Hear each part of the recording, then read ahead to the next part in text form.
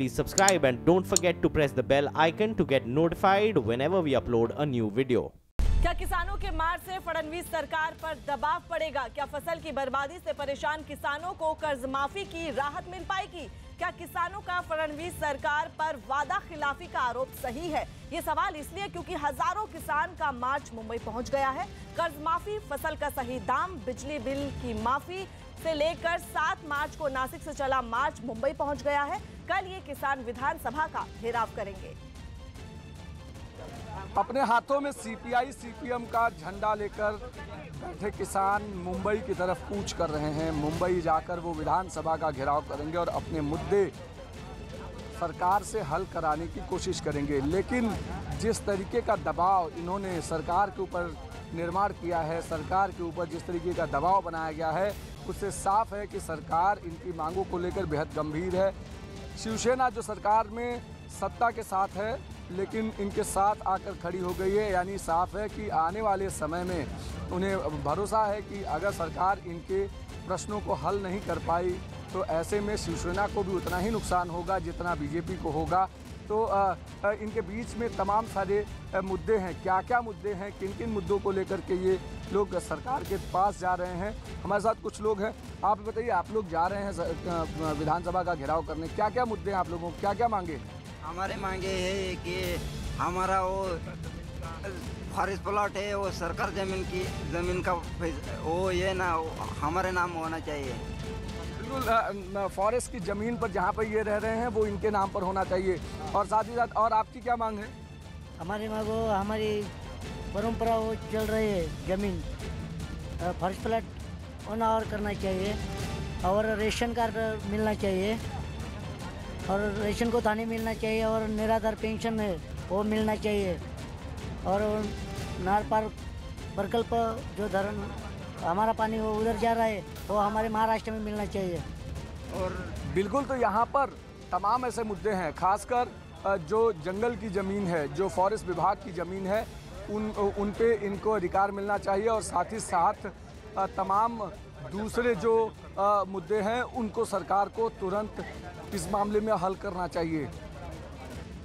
किसान मोर्चे की शुरुआत होने जा रही है। यहाँ से वो आज़ाद मैदान पहुँचेंगे और इसके बाद कोशिश करेंगे विधानसभा के घेराव की, जहाँ पर उन्हें रोका जाएगा। पुलिस का कड़ा बंदोबस्त किया गया है। यहाँ पर आप देख रहे हैं तस्वीरें कि हजारों की संख्या में किसान लाल झंडा लेकर यहाँ पर खड़े हैं, यानी ये सब के सब सीपीआई और सीपीएम के नेतृत्व में ये किसान मोर्चा लेकर के मुंबई की तरफ आगे बढ़ रहे हैं। इससे साफ है कि जिस तरीके से सरकार पर दबाव बनना चाहिए वो दबाव बनाने की कोशिश कर रहे हैं। इसमें तमाम सहयोगी पार्टियों का भी सपोर्ट है। शिवसेना ने जो सरकार के साथ होते हुए भी इस मोर्चे को सपोर्ट किया है, यानी कहीं न कहीं वो बीजेपी को बैकफुट पर लाना चाहती है। और यहाँ से आप एरियल व्यू देख रहे हैं कि किस तरीके से किसान यहाँ पर अपने हाथों में झंडा लेकर, लाल टोपियाँ लगाकर और ये यहाँ पर खड़े हैं ताकि जैसे ही यहाँ पर शुरुआत हो तो वैसे ही यहाँ से वो निकल जाए। दूर दूर तक आप देख रहे हैं कि सभी किसान की गाड़ियाँ उसमें सामान लेकर के, यानी आने वाले 1 से 2 दिन का जो सामान होना चाहिए वो भी इन्होंने लिया हुआ है और सब लेकर के यहाँ से आज फिर से शुरुआत कर रहे हैं। आज मुंबई की सीमा में घुस रहे हैं और यहाँ से वो आज़ाद मैदान के लिए जाएंगे, जहाँ से वो मंत्रालय को और साथ ही साथ विधान भवन को घेरने की कोशिश करेंगे, जिससे सरकार के ऊपर अपनी मांगों को लेकर दबाव बना सके। कैमरा विनायक के साथ अभिषेक पांडे, मुंबई न्यूज़ 18 इंडिया। और बीजेपी प्रवक्ता माधव भंडारी हमारे साथ जुड़ रहे हैं। माधव जी, जिस तरह से हजारों की संख्या में ये किसान अपना मार्च निकाल रहे हैं, तो क्या लगता है कि जो महाराष्ट्र सरकार है वो इनके संघर्ष के आगे झुक पाएगी? महाराष्ट्र सरकार ने किसानों के लिए पिछले 4 सालों में बहुत ही अच्छी मात्रा में काम किया है। सब देश में आज तक नहीं की गई इतनी बड़ी ऋण मुक्ति, कर्जा माफी महाराष्ट्र सरकार ने दी है, जिसका लाभ लाखों किसानों को मिल रहा है। इसी के अलावा किसानों का उत्पादन बढ़ाने के लिए, माधव जी, अगर महाराष्ट्र सरकार ने कर्जा माफी की मांग पूरी की होती तो ये नौबत ही नहीं आती। देखिए, जो कुछ हो रहा है ये राजनीति हो रही है। किसानों के मुद्दे सुलझाने में महाराष्ट्र सरकार ने प्रामाणिकता से काम शुरू किया है, चलाया है। ये आप जो तस्वीरें देख रहे हैं, आपको पता होगा हजारों की संख्या में जो किसान ये 6 दिन से आज अपना घर बाहर छोड़कर बाहर रोड पर निकल रहे हैं। आपको ये लगता है कि महाराष्ट्र सरकार ने इनकी तरफ ध्यान दिया है? महाराष्ट्र सरकार ने पूरे महाराष्ट्र के सभी किसानों के तरफ ध्यान दिया है और उनके सारी समस्याएं सुलझाने के लिए ज्यादा से ज्यादा कोशिश आज तक की है। लेकिन तस्वीरें तो कुछ और ही बयान कर रही हैं। तस्वीरें जो बयान कर रही है उसके पीछे जो राजनीति है वो भी आप देखना अच्छा रहेगा। कौन राजनीति कौन कर रहा है? हम राजनीति जो विपक्षी दल है वो महाराष्ट्र में हमारी सरकार अच्छा काम कर रही है, महाराष्ट्र में हमारी लोकप्रियता बढ़ रही है, उसको रोकने के लिए विपक्ष की राजनीति ये चल रही है। लेकिन विपक्ष की राजनीति पर आप आरोप लगा रहे हैं, लेकिन यहाँ पर विपक्ष का कोई नेता इस रैली में नहीं है। ये आम किसान है जिनकी वजह से हम लोग ये जो संगठन है ये लेफ्टिस्ट संगठन है, कम्युनिस्टों से जुड़ा हुआ संगठन है और आप जानते हैं कि पूरे देश में कम्युनिस्टों के साथ हमारा संघर्ष चल रहा है। माधव जी, आपको पता है इस रैली में छोटे छोटे बच्चे हैं, महिलाएं हैं, तो आपको लगता है कि ये विपक्षी पार्टी का जो मिला जुला है वो उस विपक्ष पार्टी कर रही है या इन किसानों की जो जेन्युइन मांग है उसको लेकर ये लोग आज रोड पर भटक रहे हैं 6 दिन से? किसानों की जो जायज मांगे है उसकी तरफ सरकार बिल्कुल ध्यान देगी और सरकार का रुख ये केवल विपक्षी दल की तरफ देखने का रुख नहीं है। तो सरकार किसानों की जो जायज मांगे है वो सुलझाने के लिए सकारात्मक रुख अपनाएगी। अच्छा, तो अब आपका कहना है कि अब सरकार अब सुनवाई करेगी, इसका मतलब आप मानते हैं कि इससे पहले सुनवाई नहीं की गई थी? आप बातों को तोड़ मरोड़ के पेश करने की कोशिश मत करिए। मैंने शुरू से यह आपको कहा कि महाराष्ट्र सरकार ने किसानों की समस्याएं सुलझाने के लिए हमेशा काम किया है और इस बार भी जो जायज मांगे होगी उसकी तरफ सरकार बिल्कुल सकारात्मक रुख अपनाएगी। तो आप ये मानते हैं कि महाराष्ट्र सरकार को इनकी मांग? चलिए, माधव भंडारी हमारे साथ बीजेपी प्रवक्ता थे जिनसे हमने बात की। और ये तस्वीरें आप देख रहे हैं किसान मार्च की, जो 25,000 किसान इसमें जुटे थे और अब संख्या बढ़कर 35,000 हो गई है। और कल ये महाराष्ट्र विधानसभा का घेराव करेंगे और इनकी मांगे हैं कर्ज माफी को लेकर और उसके अलावा भी बहुत सी मांगे हैं जिसको लेकर ये मार्च किया जा रहा है।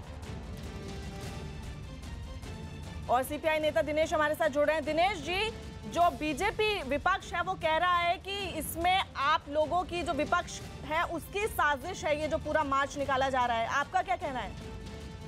गजब की बात है, बीजेपी क्या बात करती है।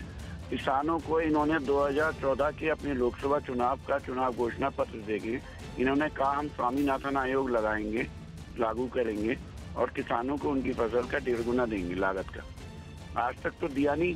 कोई भी उत्पादन की फसल ऐसी बता दीजिए हिंदुस्तान में जिसका न्यूनतम मूल्य मिला हो। इवन मध्य प्रदेश में शिवराज सिंह चौहान जी बता दें कि सोयाबीन के उत्पादन का 700 रुपए क्विंटल के बजाय 400 रुपए क्विंटल में बिका है। दूसरी बात, अगर किसान महाजन के खर्च के अंदर दब रहा है, एनपीए इतने बड़े हुए हैं, 11 लाख करोड़ का एनपीए है, मेहुल चोकसी नीरव मोदी इतना पैसा लेके भाग दिया और किसानों का कर्ज माफ कर दिया और उनकी फसलों का इन्होंने न्यूनतम मूल्य नहीं दिया, तो गलती किसकी है? किसान आदमी मरे जा रहा है। आत्महत्याएं सबसे ज्यादा महाराष्ट्र में बढ़ी है किसानों की। कोई आदमी क्यों आत्महत्या करेगा अगर वो कर्ज के बोझ में नहीं होगा? तो आप मुझे बताइए, गरीब आदमी को रहने का हक है या नहीं है? इसमें विपक्षी दल बात उठाएंगे तो क्या गलत किया है? कोई राजनीति थोड़ी कर रहे हैं हम। जी, जिस और कहिए। और राजनीतिक दलों का ये काम है कि जो गरीब दबे कुचले हैं अगर वो आगे भी नहीं बढ़ेंगे तो ऑल इंडिया किसान सभा कर रही है, वो उनका संगठन है। पूरे देश में ऑल इंडिया किसान सभा ने राजस्थान, महाराष्ट्र, गुजरात सब जगह ये मार्च करेंगे। हम तो क्यों नहीं करेंगे? हम किसानों की जब लड़ाई लड़ते हैं हम तो मजदूरों किसानों की लड़ाई लड़ते हैं। बीजेपी लड़े पूंजीपतियों की और बिचौलिया पूंजीपतियों की लड़ाई, वो तो वही काम कर रहे हैं। उन्होंने एक कोई ऐसी सामाजिक सुरक्षा कानून बता दीजिए जो इन्होंने किसानों को दिया हो। बताइए कोई सामाजिक सुरक्षा कानून। भाषण में तो ये बोलते हैं जन की बात, मन की बात बोलते हैं, जन की बात कब करेंगे? ये बढ़िया सोच की बात है बीजेपी का ये कहना। जी, और हमारे साथ कांग्रेस नेता चरण सिंह जी जुड़ रहे हैं। चरण सिंह जी, जो बीजेपी है उसका कहना है कि जो मार्च है पूरा विपक्ष का पूरी स्ट्रेटेजी है, आपका क्या कहना है इस पर? ये देखिए, भारतीय जनता पार्टी ने किसानों को केवल झूठे आश्वासन दिए हैं, उनके लिए कोई काम यहाँ पर किया नहीं है। अब जब किसान बेचारे चल करके नासिक से यहाँ पर यानी 120-130 किलोमीटर पैदल चल के वो आ रहे हैं और वो संगठित हैं, आज उनके पैरों में छाले पड़े हुए हैं, उनके पैरों से छालों में से खून आ रहा है अगर उनकी परिस्थिति देखी जाए। और कल शाम को जब वो थाने पहुंचे हैं तो उनके पैरों को ट्रीटमेंट करने के लिए वहां पर सरकारी हॉस्पिटल में सुविधा नहीं थी, वहां पर एम्बुलेंस नहीं थी ताकि फर्स्ट एड से उनकी कुछ मदद हो सके। ऐसी परिस्थिति में इन्होंने किसानों को यहाँ पर रखा हुआ है, ना तो उनको मुआवजे दिए जा रहे हैं, ना लोन वेवर की जो बात करते हैं वो केवल ऊपरी बात करते हैं। और जब किसान अपनी समस्या लेकर के चल के आ रहे हैं 120-130 किलोमीटर, तो ना उनको कोई पानी की सुविधा, ना उनको कोई खाने की सुविधा, वो सब अपने आप कर रहे हैं। और भारतीय जनता पार्टी इतनी निर्लज हो गई है कि वो ये कहे कि ये कम्युनिस्ट पार्टी के लोग हैं या ऑपोजिशन की स्ट्रैटेजी है। क्या वो महाराष्ट्र के रहीवासी नहीं है? क्या वो आपके वोटर नहीं है?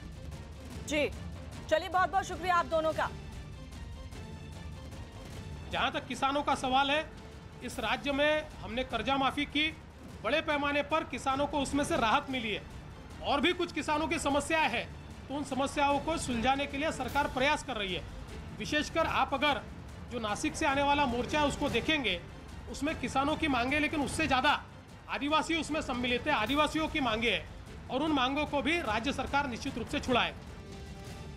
थाने के पालक मंत्री और महाराष्ट्र सरकार में कैबिनेट मंत्री एकनाथ शिंदे जी हमारे साथ हैं। एकनाथ जी, ये बताइए कि किसानों के मोर्चे में आप भी यहाँ पर शामिल होने आए हैं, लगातार उनसे मांगे पूछ रहे हैं, सरकार तक कन्वे कर रहे हैं, अब तक क्या निष्कर्ष निकला? देखिए, ये लॉन्ग मार्च जो नासिक से निकला हुआ है, ये भारी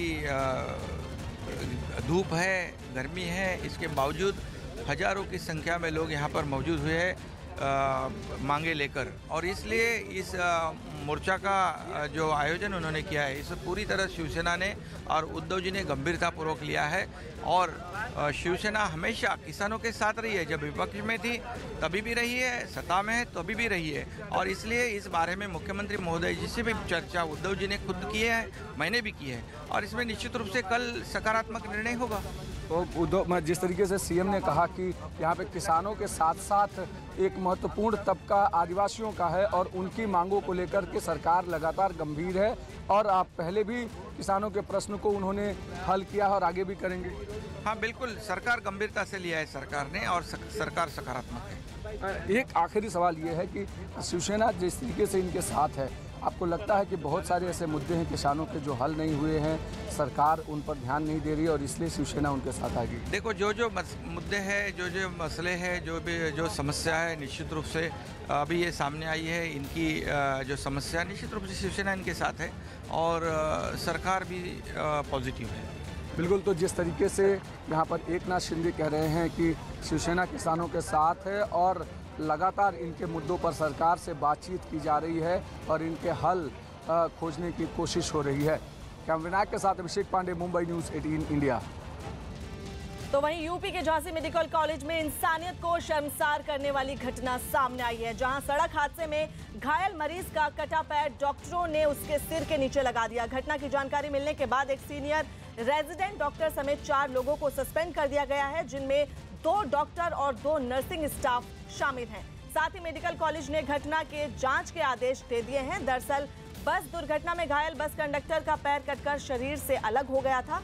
गंभीर हालत में उसे झांसी मेडिकल कॉलेज लाया गया। काफी देर तक मरीज को स्ट्रेचर पर लिटाए रखा गया। लापरवाही की हद तो तब हो गई जब घायल को तकिया देने की बजाय सिर के नीचे उसी का कटा हुआ पैर लगा दिया।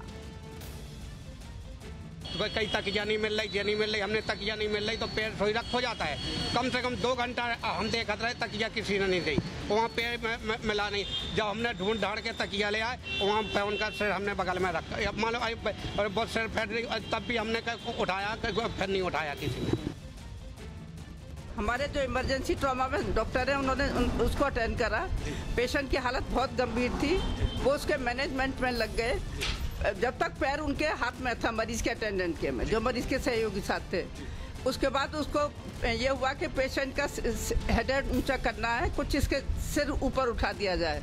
तो वहाँ पे उपस्थित डॉक्टर ने उसको ये कहा कि इसका सिर ऊंचा करना पड़ेगा। उनसे पैर के लिए कहा गया, तो उन्होंने वो उसके पेशेंट के साथ कोई अटेंडेंट था, उसने वो पैर, अब ये सुरक्षा की दृष्टि से जब भी उसके दिमाग में रहा हो, उसने उसके नीचे लगा दिया वो पैर। और ये पूरा मामला झांसी का है और बेहद ही शर्मसार कर देने वाली ये घटना है, जहां पर एक मरीज जिसका एक एक्सीडेंट में पैर कट गया था और जब उसको अस्पताल लाया गया तो तकिए की बजाय उसका कटा हुआ पैर उसके सिर के नीचे रख दिया गया। तस्वीरें ऐसी हैं कि हम आपको दिखा नहीं सकते हैं और ये वो शख्स है जिसके सिर के नीचे कटा हुआ पैर मिला है। उत्कर्ष हमारे सहयोगी फोन लाइन पर मौजूद है। उत्कर्ष, अपने आप में ही बेहद चौंकाने वाला और विचलित कर देने वाला ये मामला है। आखिर ये जो शर्मनाक जो हरकत है, ये अस्पताल प्रशासन के द्वारा कैसे कर दी गई? देखिए, साफ तौर पर कैसे की गई इसका तो कोई अभी तक जवाब नहीं है, लेकिन इतना जरूर है कि जो स्वास्थ्य सेवाएं हैं उसमें लगातार एक संवेदनशीलता की बात होती है। उम्मीद की जाती है कि जो मरीज परेशान है, जिसको वैसे ही दिक्कतें हैं, जिसको वैसे ही कोई दर्द है, उसके साथ सहानुभूति बरती जाएगी। लेकिन स्ट्रेचर पर पड़े पड़े उसी के शरीर का कटा हुआ अंग, उसका पैर, उसका तकिया बना देना साफ तौर पर लापरवाही को दिखाता है। और इतना ही नहीं, जब तक उसका वो पैर वहां रहा, पूरी तस्वीरें बनती रही, कैमरों में वो तस्वीरें रिकॉर्ड होती रही। कैमरों में वो रिकॉर्ड होती तस्वीरें देखकर भी कोई अस्पताल का अधिकारी या कोई कर्मचारी बाहर नहीं आया जिसने उस तस्वीर को बदलने की कोशिश की हो। मीडिया के कैमरों के बाद और खास तौर पर ये खबर पूरी चलने के बाद जो प्रशासन है, जो शासन है, वो हरकत में आया है। 4 लोगों को सस्पेंड किया गया है। लेकिन उससे बड़ी बात यह है कि कहीं ना कहीं एक सच्चाई दिखाता है कि जो मरीज है उनको किस तरीके। जी, बहुत बहुत शुक्रिया उत्कर्ष आपका।